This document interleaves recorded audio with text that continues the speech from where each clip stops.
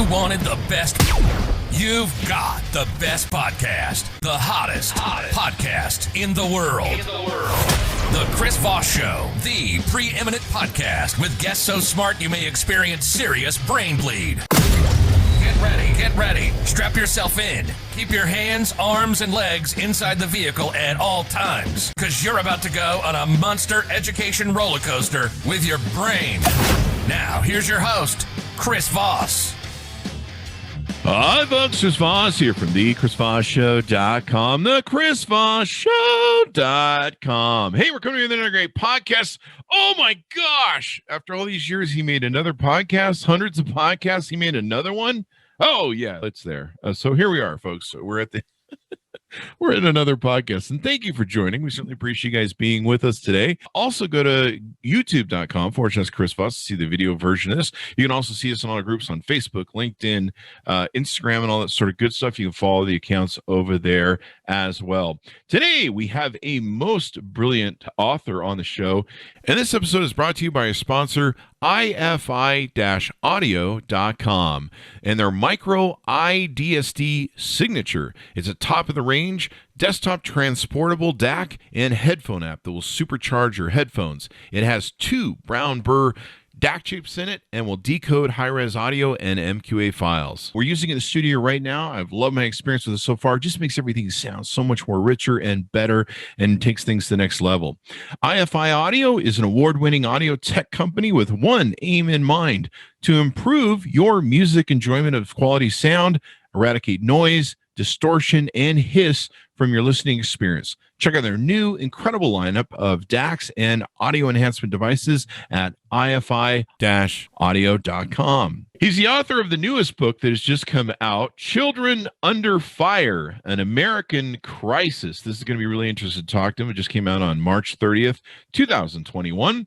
His name is John Woodrow Cox. He's a staff writer at the Washington Post and the author of this wonderful new book. He was a finalist for the 2018 Pulitzer Prize in feature writing and has won Scripps Awards Ernie Pyle Award for Human Interest Storytelling, the Dart Award for Excellence in Coverage of Trauma, and Columbia Journalism's School's Meyer Mike Berger Award for Human Interest Reporting, among other honors. He attended the University of Florida, where he has taught narrative writing and currently serves on the Department of Journalism's Advisory Council. Lives in Washington with his wife, Jen, Washington, D.C. That is. Welcome to the show. How art thou, John? I'm great. Thank you for having me. So welcome to the show. You've got this a great book that you've taken and written. Give us your plugs so people can find you on the interwebs. Sure. They can find me on Twitter at John Woodrow Cox. That's probably the easiest. That's maybe the place where I'm the most active. I also have a website that I try to keep updated, johnwoodrowcox.com.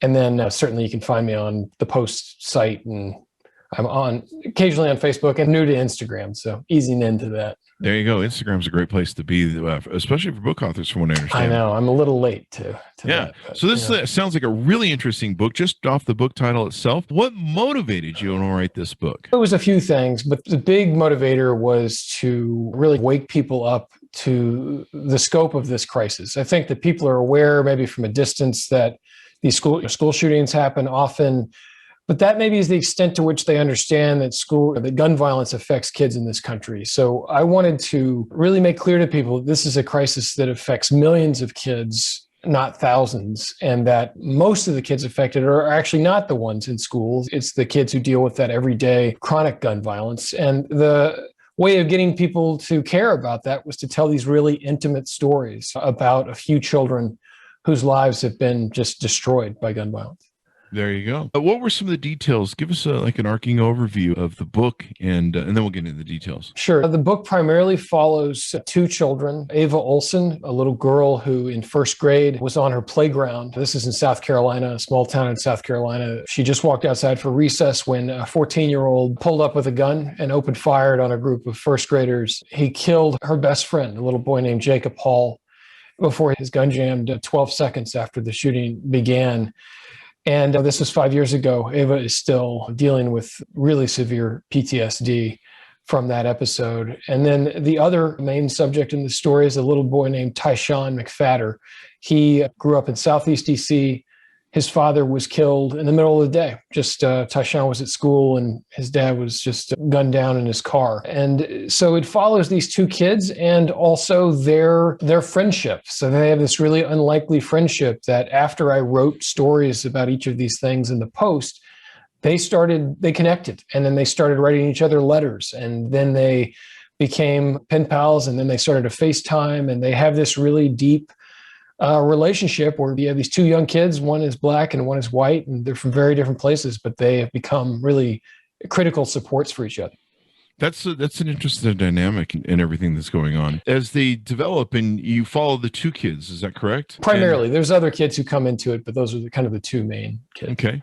And then basically, it looks like you cover some of what's gone on in the past decade. Over 15,000 children have been killed from gunfire. My God, that is extraordinary to think about. Yeah, it's a big number. We often overlook those shootings that didn't happen at schools. Most of these kids, a lot of it is just kids finding guns in their parents' bedrooms and unlocked safes. There's a whole chapter about a boy in South Carolina who finds his dad's gun in a gun safe. He knew where the key was. The key was on top of the safe, and he unlocks the safe, and an 11-year-old, and he takes his own life with his parents in the living room. But this is the type of gun violence that we often overlook. And that's a lot of what the book explores, is that we just don't really have a grasp on the scope of this epidemic. Is it also not just having a grasp on it, but actually giving a damn? It really seems like we've tuned this out, just kind of whatever, school shooting. Yeah, I think that's part of it. There's a numbness to it, and there's a hopelessness, I think, that some people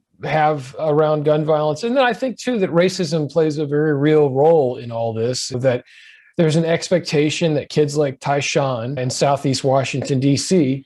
are just going to grow up this way, that this is just how it is for them. And I think a lot of that is because these kids grow up in black and brown communities. And Tyshawn, by the time I met him, he was 8 years old.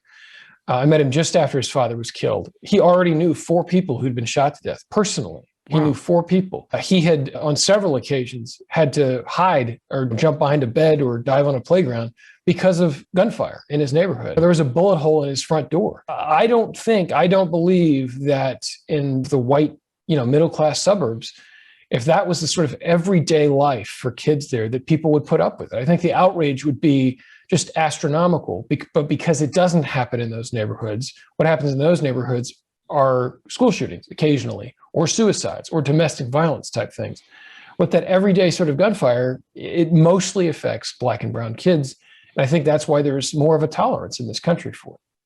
What is the effect on these children? Because I'm thinking back when I was a kid, and I thought I had it rough, but I can't imagine growing up with that as like a norm, number one. And number two, just growing up with it, having experience. I mean, bullet holes through my front door. I don't know what I was worried about when I was 10. But yeah, when I met Tyshawn, because he goes to this, or at the time he was going to this charter elementary school in Southeast DC, and it was only up to 3rd grade. So it was a pretty small group of kids. And there'd been this spate of shootings, one of which killed his father, all on this road that ran alongside the school. And they had asked the kids to describe in writing with pictures violence in their neighborhood. And these kids got crayons and drew pictures of people dying on the road, of people being shot, of funerals, of gravestones, in really vivid detail. And these are kids that are 6 and 7 and 8 years old. And they're not talking about this every day, but that's what's on their mind. And to then ask that kid to perform well at school, to not get angry, to be just as fine as a white kid 20 miles away is so unreasonable. We have such an unreasonable expectation of these kids. And then often when they have big outbursts, angry outbursts because their cousin was killed over the weekend, then suddenly it's, well, we got to get rid of that kid. He's a bad kid. He has a problem, when in fact it's all born out of trauma. That's what's triggering all that. Mm-hmm. Why is it happening in these neighborhoods more than often? I think that answer is probably obvious from your research in the book and stuff. Why is this happening more in those neighborhoods than others? Poverty is a big driver of when people are growing up in environments where they're having a hard time putting food on the table. That then creates, if a kid, I've met a lot of young men who they had very few options. They had nowhere to work. Maybe it was a single family home.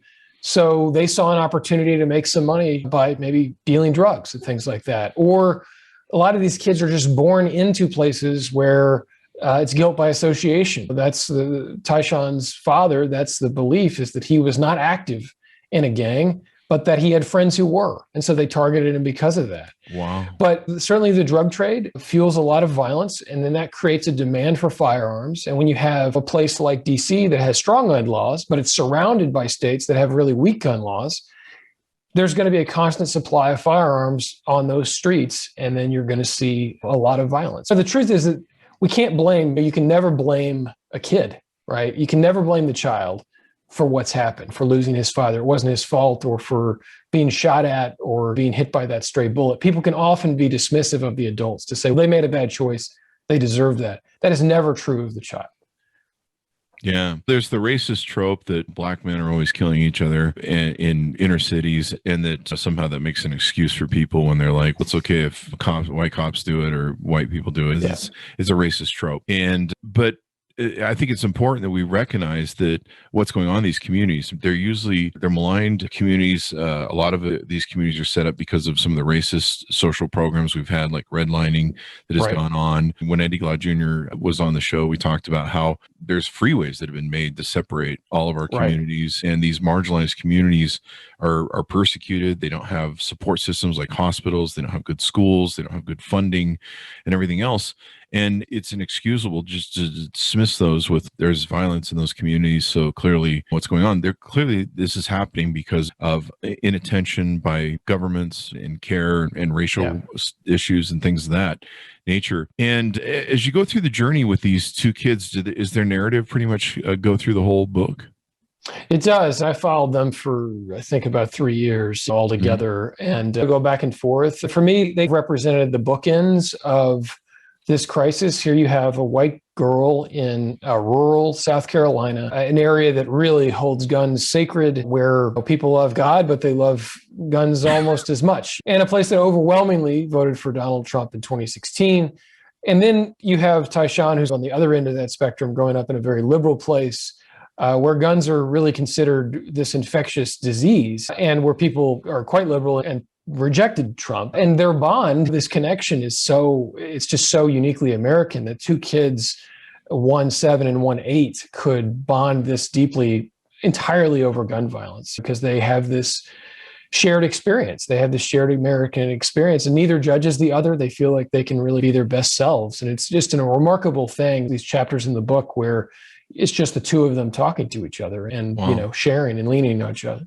So we get an insight to how it's affecting them psychologically. It's extraordinary to think about a young child going through like stuff that people go through in a military situation. You know, if you're at war in Iraq or something, and you've got guns blazing all around you and you're dodging bullets and stuff like this. Do you talk in the book about different issues or things that we can do to resolve this? Yeah, so the book tackles all sorts of things. There are 3 big issues that we could take on, I think, as a country that are largely nonpartisan, and they're backed by a lot of evidence. This is the low-hanging fruit, that if America wanted to make a substantial difference right now, they could do these things. And the most obvious is research. It seems boring, but in the mid-1990s, the Congress prohibited the CDC from studying gun violence. Wow. Most people don't know this. That. Yeah. Right. It was the Dickey Amendment. This one lawmaker from Arkansas had said, basically included a one line in the spending bill, and it effectively ended any sort of gun violence research from the CDC, which also ended lots of grants that they would have issued. Wow. And for over 2 decades, we didn't study gun violence. It would not be dissimilar to in the early months of the pandemic. One lawmaker said, I don't really like the results that I'm seeing from researchers, so we're going to stop researching COVID. We're just going to not research it. This was in the middle. The 1990s is famously the worst decade in modern American history in terms of gun violence, and they stopped researching it right in the middle of that epidemic. Wow. Only until the last few years has Congress devoted any money, even though, frankly, it's still almost symbolic, the amount of money that they're putting into this. But I think that is a really obvious thing that we could do. And it's not to say, here's how to take people's guns away. It's to say what works and what doesn't, what gun laws actually work and which ones do not. Many of them we don't know for sure. It's a lot of conjecture. It's based on too few studies. One thing that we do know works is child access prevention laws. These are laws that are backed overwhelmingly by evidence that they save lives. And what these basically mandate is that adults have to keep their guns from falling into the hands of children.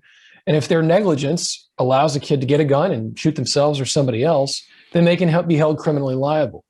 Those laws work. And a lot of it isn't ultimately about prosecuting the parent or the adult. It's about signaling to them that this is important and that they need to put their guns away as a sort of educational tool. There are millions of gun-owning parents in this country who are under the false belief that they can educate their child out of making a bad decision with a gun.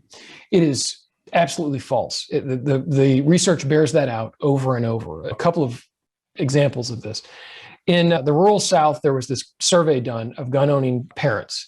And they asked these parents, they asked them two questions. Does your kid know where your gun is?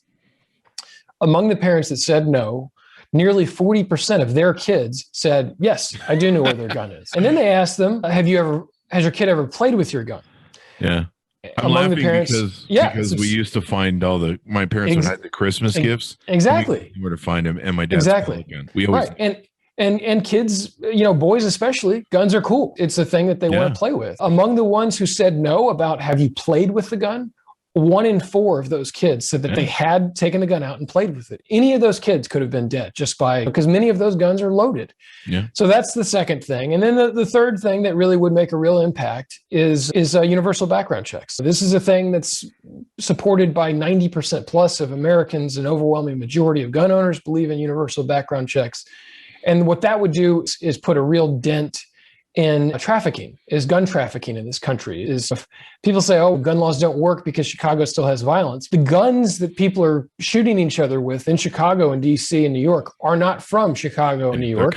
They're from exactly the Iron Pipeline. They're coming from Georgia. They're coming from Virginia. They're coming from other parts of the South. So suddenly that would disincentivize people to go to these big gun shows where they can stock up on guns and not have their background checked to then drive all those weapons back to another city and then sell them for a higher price.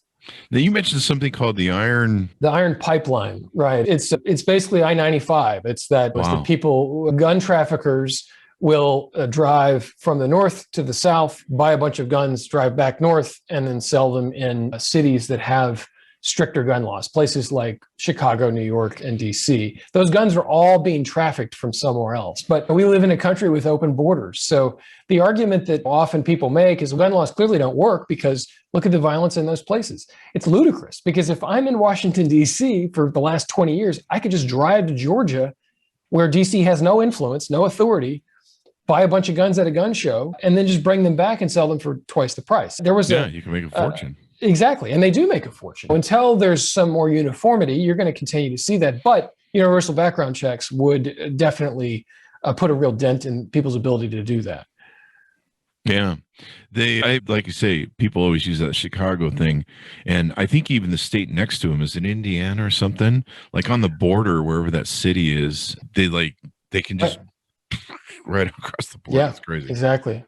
Yeah. One thing I wanted to ask you about on your second point about the laws penalizing parents and giving them more of hey, there's some penalties here. Are there different states that are doing that now, or there are states that are close to that, or have they? I think some of the states are all over the place on this. There's a couple of dozen states that do have child access prevention laws. There are varying degrees of teeth in those laws. Some of them are really strict. Some of them are not so much. But they all are backed by evidence that they actually make a difference. And I suspect a big part of that is just to signal to the parents that, hey, maybe you should do a little more research on this. Since the book came out, I've gotten a number of emails from gun owners who said, I read this chapter about this little boy who was a great kid who wasn't really even interested in guns, finding his dad's gun and killing himself. They read that chapter and then went out and bought a gun safe because they had kids at home. And until they read that, they thought, I've told my kid not to play with that gun. He won't do it. It's just not true. It's a lie and it's a really fatal misconception. You cannot educate a child out of making a bad decision with a gun. And teenagers are incredibly impulsive. There was this really compelling study in the book out of Texas where they had surveyed teenagers and young adults and said, how soon after you decided to take your own life did you actually attempt? A huge percentage It was 5 minutes. Within 5 minutes of deciding I want to kill myself, they had actually attempted to kill themselves. If you have access to a gun, you're almost never going to survive. Wow. So that access makes a big difference. People want to be dismissive of suicide by gun and say, oh, people will kill themselves no matter what, even whether they have a gun or not. That is not true. The availability of lethal means makes a huge difference. There was this one more study I'll mention that was, to me, maybe the most compelling in the entire book. The best way to predict the rates of suicide in a state is not the number of kids who have previously attempted suicide. It is the proportion of homes in which there is a gun. That is the best way to predict the suicide rate in that state. It's just how many homes. They're directly correlated. They're directly correlated. And the point is that it's just that access, right? It's that if you have access to a knife or a bottle of pills, both of which people typically survive, versus a gun, which you typically never survive, that's going to, impact that eventual suicide rate. Yeah.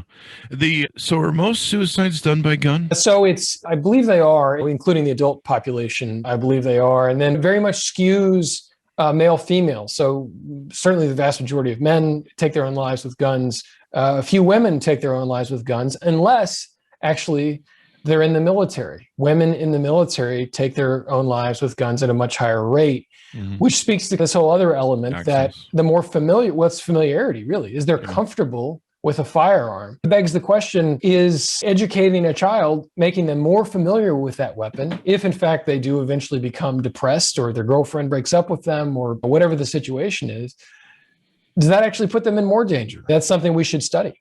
Yeah. And I know men tend to, I think the studies show this, men, when they decide to commit suicide, they go for it. And women it tends to be more of a cry out. So there's like usually a test. So they probably turn to like pills or something else. Yeah, I think there's some truth to that. Definitely men survive suicide at a much lower rate, and it's because they use guns. Yeah. If you're going to go, you're going to go. I don't know, but you don't want to miss that shot or miss unless I think you're asking for help. But it's interesting, the statistic you had that people that want to go, they're in that really depressive state, they're just feeling that bottom, sadly, if they can get access within 5 minutes, and if you could buy that time, it would make a difference of saving their lives and stuff. Yep. I think it's 9 in 10 people who have previously attempted suicide do not ultimately die by suicide. That is not how they ultimately die. So the point is, if you can survive that suicide attempt, that's probably not how you're going to take your life, or not how your life will end eventually. There is this big misconception that, the gun in the home doesn't make you any more likely to die by suicide. And it's just not true. It makes you many times more likely to die by suicide. Would it help if you mentioned that a lot of people, education is kind of part of that? They read your book and stuff.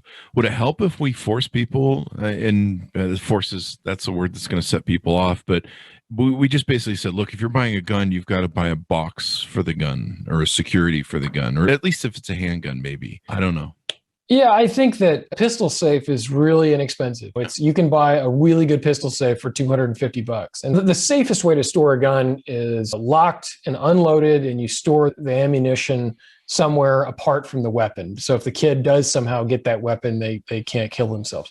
There is this counter argument that, what if somebody breaks into my home? I won't be able to shoot them, even though that happens far less often than that sort of part of the world would have us believe. It is incredibly rare that somebody actually breaks into your home and you gun them down. But there is even a solution for that, is you get a pistol safe that is either a fingerprint, or you put 3 digits or 4 digits into it, and you're the only one who knows it. You can even theoretically keep a loaded gun right next to your bed. If you really think somebody's going to break into your house, that is so much more effective than putting the gun in a drawer.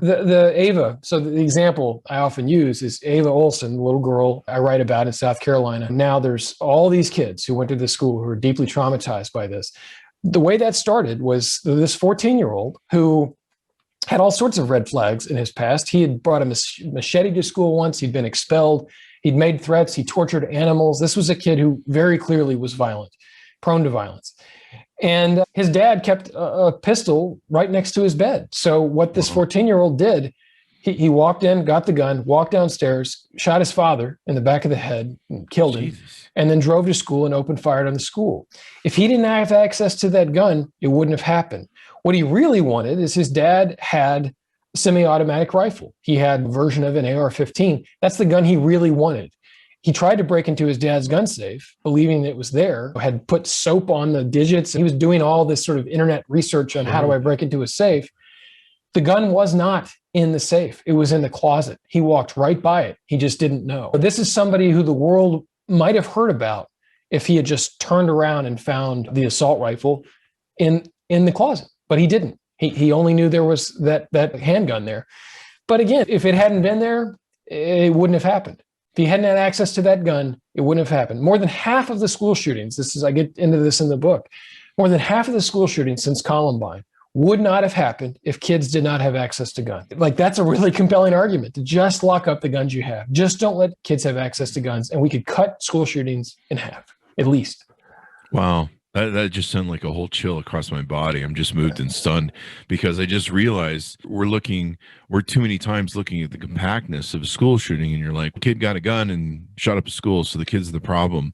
And like you mentioned, clearly it's a parent problem. I think Sandy Hook, the mother turned the kid into a gun nut, and he's like, kid loves guns, so give him more. But yeah, what a compelling addition to this story that you're telling, because he could have wiped all those kids on the playground, and God knows driving around and what he did. Yep. Recently, we saw that Alabama shooter who shot up the Asian massage parlors. He was just going around to each one. But yeah, you think about how much it is.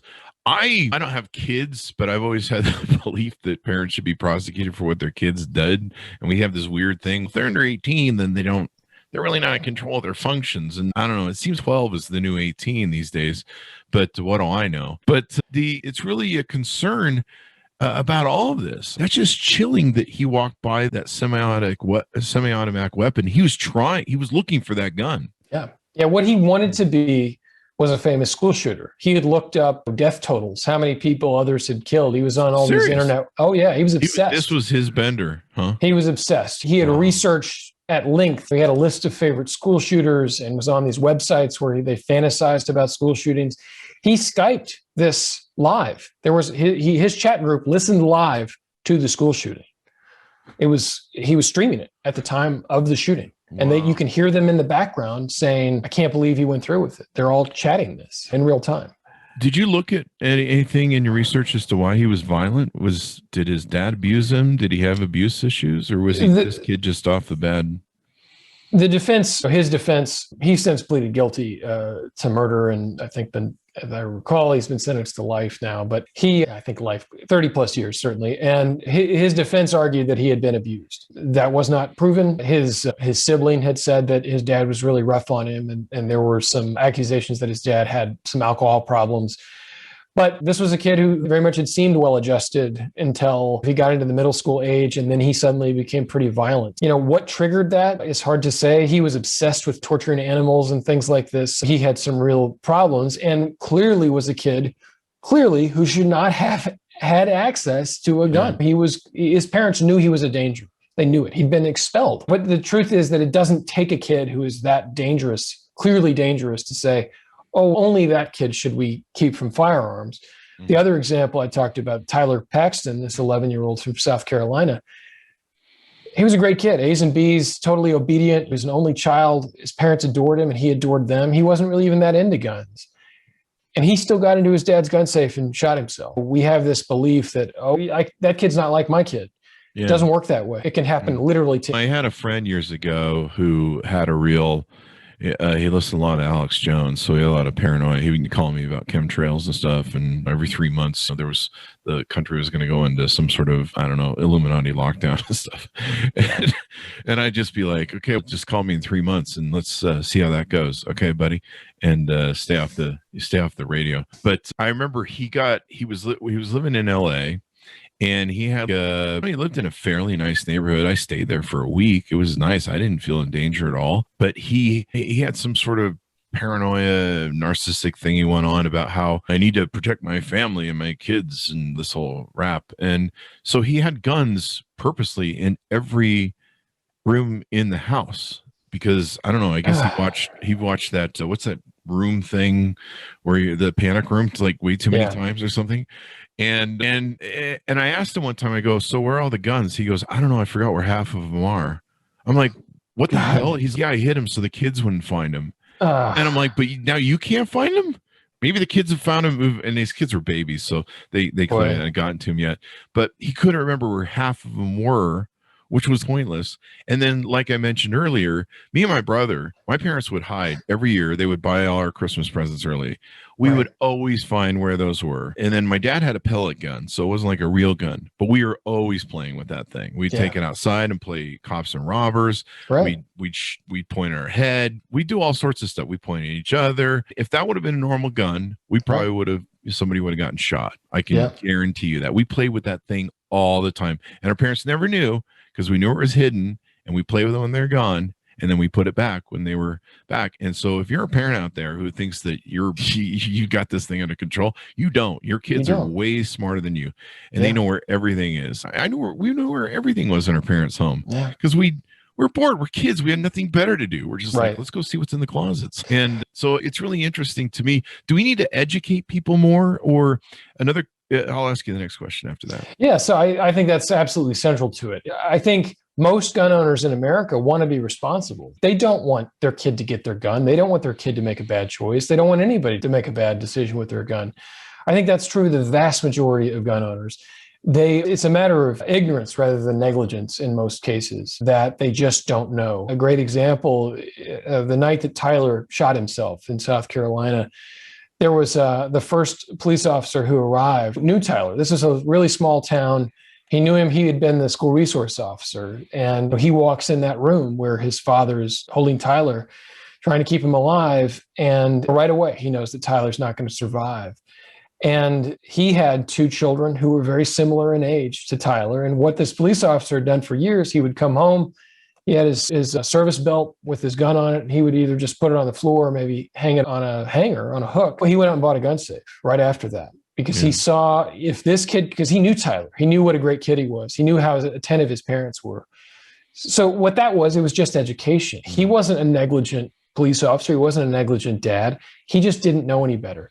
So I am absolutely convinced that if more gun owners simply knew that this is real, that your kid, you cannot trust your kid not to do a bad thing with a gun to themselves or someone else, that they would do the responsible thing. I'm absolutely convinced of that. The vast majority of them would do that. Is there any research in your book or any forecasts of what a difference that would make if maybe we just kind of a rule that says, hey, you buy a gun, you get a gun safe. It's a package deal. I do know that the RAND Corporation, this bipartisan group who looked at all the data, they looked at all the big sort of policies, and this was the one, child access prevention laws were the ones backed by the most research. They were the ones that said definitively, this will make the biggest difference of all the laws, including things like assault weapons bans and even universal background checks. This was backed by more evidence than anything else. Like I said, what we would know for sure is things like school shootings. I know that because that's my own research. Wow. Is that if kids didn't have access to guns, we would eliminate more than half of the school shootings in America overnight. If we could just ensure that if you're under 18, you can't get access to a weapon overnight, that would drop by more than half. And that doesn't even count all of the Tylers of the world who, during the course of this conversation, a kid will find a gun, in all likelihood, in their home, shoot themselves or someone else, and hopefully no one dies. But almost certainly, because of how often that happens in this country, that'll occur at some point during our conversation. And I think I saw just a couple months ago, a mother was keeping a gun underneath her car seat or something like that for protection. And the 2-year-old or 3-year-old, I think it was 4 or 5, found her mom right through the seat. Yep. And you just hear stories like that, and they're heartbreaking. And what's interesting about what we're talking about, and hopefully my audience gets this, is we wouldn't have to have this whole discussion of taking away the Second Amendment, eliminating guns. If we could get that amount of reduction or more off of just getting these guns secured, we wouldn't have to have those discussions. It wouldn't be an issue. We'd just be like, Canada, I don't know if you did any research in Canada, but Canada, I think, has more guns per capita than we do, and some other countries do too, but they don't have the problems that we do. So maybe they're just better at storing their stuff. Well, the regulations are certainly stricter. A lot of other countries that do have guns, you have to get training with that firearm. Yeah. There's often waiting periods in other places where, because somebody in this country can go buy a gun and immediately kill themselves. If they had a cooling off period, maybe they wouldn't do that. Or maybe they wouldn't go home and kill their spouse, which happens all the time as well in these domestic violence situations. The cost is so immense. Ava, for example, she doesn't go to school anymore. And before the pandemic, she had to be pulled out of school. She's been diagnosed with really severe PTSD. She's on antidepressants and antipsychotics. She pulled her eyelashes out and would bang her head against the wall. This is a girl who was perfectly fine by all accounts before that day. And it destroyed her life. And it's no different for Tyshawn, who's gone through immense amounts of anger. And I spend so much of the book just telling these kids stories. These are remarkable kids too. They're brilliant and creative and loving. And we have with this trauma because we've just decided this is acceptable in this country. Nowhere else in the world is that true. We are the only developed country that deals with this kind of violence. And it's just uniquely American. That is heartbreaking and tragic. These kids will go through that for their whole life. They'll carry that. Yeah, they'll carry that weight. The other thing, in addition to that, would it help if we had stronger mental health laws or mental health? You're talking about having laws that if parents don't get their guns better secured, they would be better off.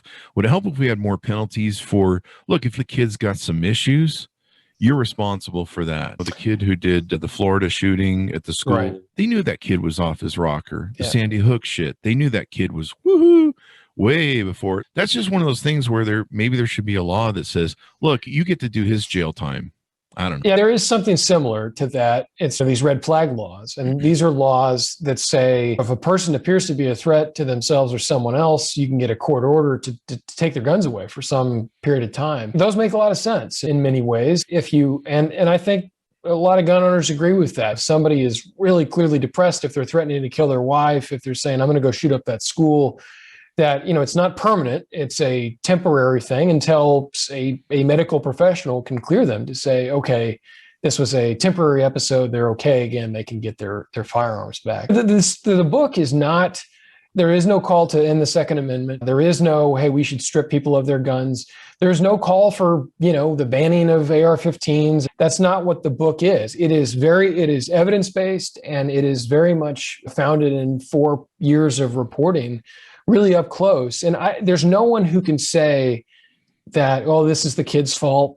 You can't reasonably say that. You can't say that, oh, this is just how kids just live with it in this country, because it's not an unfixable thing. We're not going to go from 41,000 plus dead from guns, which is what happened in 2020, the worst year in modern American history that most people don't know. We're not going to go from 41,000 plus to zero. But if we went from 41,000 to 30 or 25, that would be worth it. That's a lot of parents. That's a lot of kids. That's a huge difference. And we could get there in ways that would not deprive law-abiding gun owners of their weapons. Yeah, and it would just be great if everyone would get this, or if the NRA would get behind this and be like, hey, man, we don't have to have these fights. Of course, I think some of this plays into the political aspect of power and all that crap and parties. But no, man, I like I said with my friend, he couldn't find half the guns he hid. And I remember telling him, I'm like, your kids will find them. Yeah, they will. Worry. They will. Just give them time. You know? Absolutely. Yeah. So it's definitely tragic. So anything more you want to plug in the book before we go out? Yeah, I would say one other aspect of school shootings that I think people have not come to grips with, and I devote several chapters to this, is we think of school shootings pretty narrowly as the kids who get shot. That's really how we decide whether we're going to care or not. There was a school shooting earlier this week. One kid died. The cable news trucks didn't show up there because it wasn't 7 or 8. But there's two parts of that matter. One is I did a database post of how many kids have been on campus during a school shooting since Columbine. So it's kids who have been exposed to gunfire on their campuses since Columbine. That number is about to hit 250,000 of kids who've been on campus.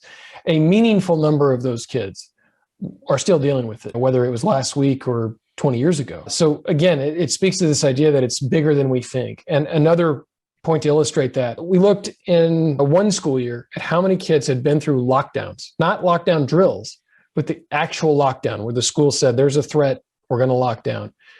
Somewhere between 4 and 8 million kids went through a lockdown in one school year. The vast majority of those were caused by guns.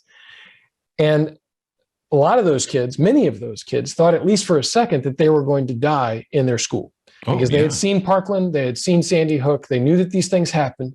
So they're suddenly in a corner with the lights off and the door shut, and they're waiting for somebody to come in and shoot them. And we know that because kids were writing wills saying, this is who I want my toys to go through. This is saying goodbye to their parents, texting goodbye to their parents. None of these kids are considered victims of gun violence, but they absolutely are. They absolutely are. So it's so much bigger than we think, but it's not hopeless. I think that's really the message of the book, is that this is hard and it's devastating, but it is not hopeless. There are things that we could do now that would make a difference for these kids. What's the way to get these politicians to, we need to send them all your book, but what's the way? I mean, do we just need to get people to get on board with this, or does the politicians ever going to get on board with this, or is it just always going to be a muck up in Washington with that? I think it's going to take the politicians deciding that it's politically advantageous to vote a different way. I think that's it. First, technically. Yeah, but it's the people, but also when they decide that the gun lobby's influence is not enough for them to vote the way they've always voted. Because the truth is that the Senate does not vote in line with their own constituents. Yeah, 90% of Americans, again, support universal background checks.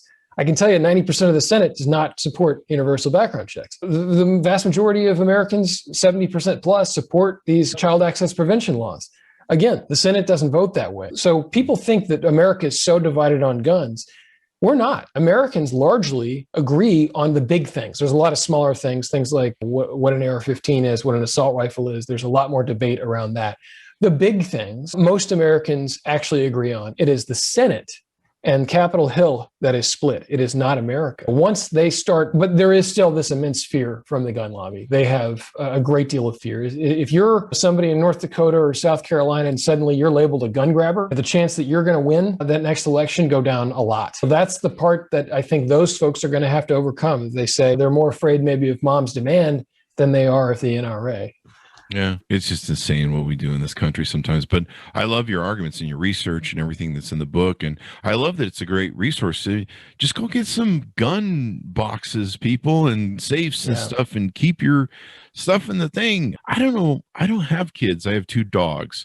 But like I said, from my childhood, I have enough experience to know what kids do. Yeah. Dumb do you have to be like, yeah, I'm sure they won't find the guns laying on the TV thing. Anyway, awesome stuff. It's been wonderful to have you on, John. This has been really insightful, and hopefully a lot of people will take your encouragement, read your encouragement with an open mind. I would love to get rid of the gun debate, and so if we can enact some of these laws just to try and prevent the deaths, maybe make a thing where you're spending a lot of money for a gun. So you spend a couple extra $100, you get a box. Maybe there's some incentives or some tax breaks we can give to people. Hey, if you buy a box with your gun, you get 50% off or something. You can write whatever. It's a good idea. And then, then you get the vendors behind it and all that kind of crap.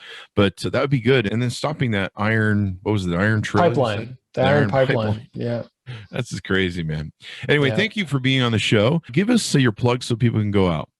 Yeah, again, the book is Children Under Fire, An American Crisis. I hope that people will read it. I think it could really make a difference. And if you want to follow me, I'm on Twitter at John Woodrow Cox. There you guys go. And thanks for spending some time with us and sharing this wonderful data. Yeah, thank you for having me, Chris. This was great. Thank you, John. Be sure to order up the book and follow him. Children Under Fire, An American Crisis just came out on March 30th, 2021. John Woodrow Cox, and probably follow some of his articles at the Washington Post there as well. Thanks so much for tuning in. Go to youtube.com/Chris Voss. Go to all of our groups on Facebook, LinkedIn, Instagram, all that sort of good stuff in Clubhouse, and we'll see you guys next time.